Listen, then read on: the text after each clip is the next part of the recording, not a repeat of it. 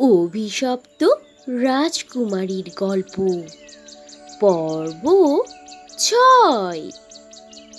শ্রীমঙ্গল রাজ্যে তো রাজার ঘরে দীর্ঘ কয়েক দশক পরে এক সুন্দরী ফুটফুটে রাজকন্যার জন্ম হয়েছে। আর এই আনন্দে রাজ্যে সবাই আসছে রাজপ্রাসাদে রাজকুমারী মায়াবতীকে আশীর্বাদ করার জন্য। এই রাজ্যে সব প্রজাদের সাথে সাথে রাজ্যের পরীরাও এসেছিল এই মায়াবতী রাজকন্যাকে আশীর্বাদ করার জন্য।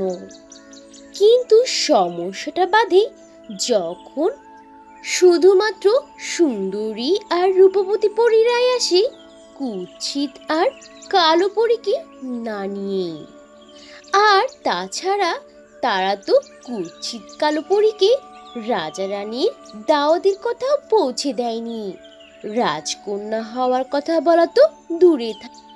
আর এজন্যই তো কালো কুৎসিত পরী ভীষণ রেগে খেপে যায় তার পরিবন্ধের উপর, আর সাথে করে রাজা রানীদের ওপরও। আর কালো পরীর এসব কথা শুনে তো তার ৩ সুন্দরী পরীরা ভীষণ ঘাবড়ে যায়, সাথে করে মহারানীও ভীষণ অবাক হয়ে যায়।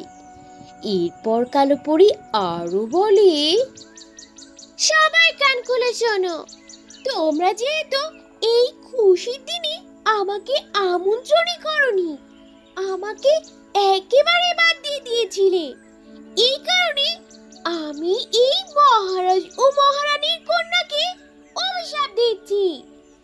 এই মায়াবতী রাজকন্যার বয়স যখন 22 বছর হবে, তখন এই মায়াবতী এক হরিণে পরিণত হবে। এটাই হবে তোমাদের জন্য উপযুক্ত শাস্তি। আমাকে আমন্ত্রণ না জানিয়ে তোমরা যে ভুল করেছো, তার শাস্তি তো কোনো মতেই কমানো যায় না। এজন্য তখন তোমরা বুঝবে আমার গুরুত্ব কতটা। ছোট্ট আর ফুটফুটে মায়াবতী রাজকন্যাকে এমন কঠিন অভিশাপ দিয়ে কালো পরী তো সেখান থেকে চলে যায়।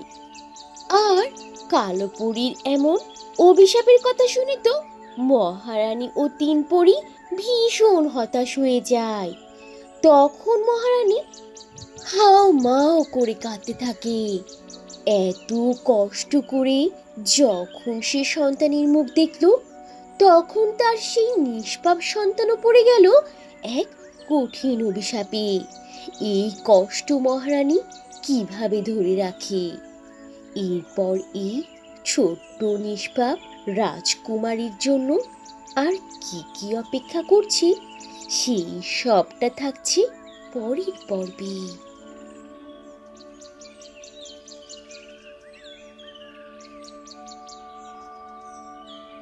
তো বন্ধুরা, এই ছিল আজকের গল্প। গল্পটি থেকে কি শিক্ষা পেলে তা অবশ্যই কমেন্ট করে জানাবে। আর ভালো লেগে থাকলে একটা লাইক করে দেবে।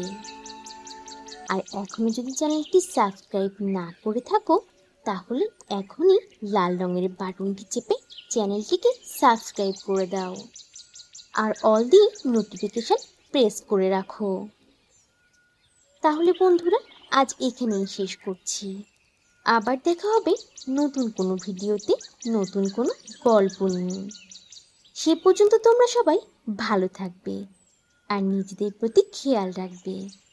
আল্লাহ হাফিজ।